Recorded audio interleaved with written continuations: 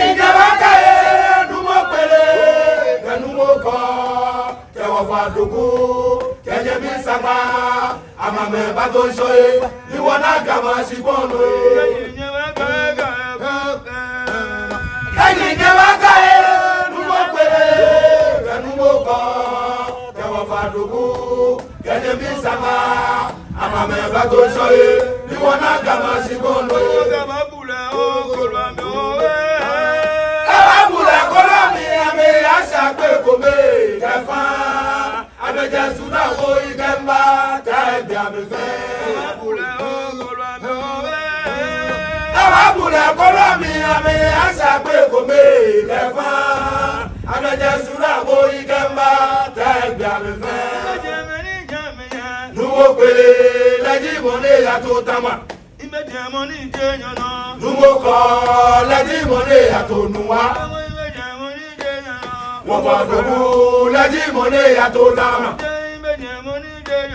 Numo sama laji mone ya to gama laji mone ya to gama laji mone ya to gama do mi fe atoko wa mantasi do mi fe atoko wa mantasi kadi ne ba kae numo pele numo ko ke wa fa dugu kenye mi saba ama me ba to shoye ni wana gama sibono de wa wana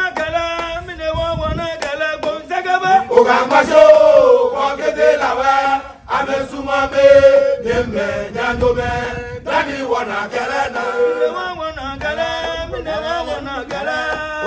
Ogambaso, Wakete Lawa, Amesumame, Yeme, Yandome, Dani Wana Galana. Tesiganu Mama Febule, Tesiganu Mama Febule. Ejesibo ewo atwatake obegome ejesibo ewo atwatake obegome kakajo anajo wosela siga o kakajo anajo wosela siga o konaka wamakala wakanye fenode wakanye kitakamoni wamakala wakanye fenode wakanye kitakamoni ukambaso bokete lawe amesumame yembe nangome Dani wana galana,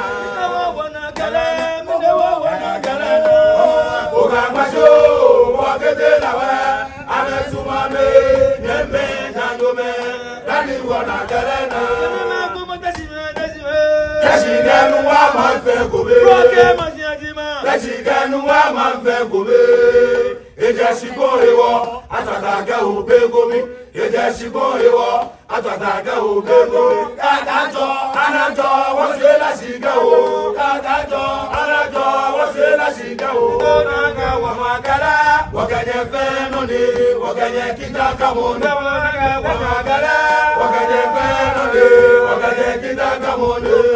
Ogambaso, wakete lawe, amesumame, yembe, nyandome, dani wana galana.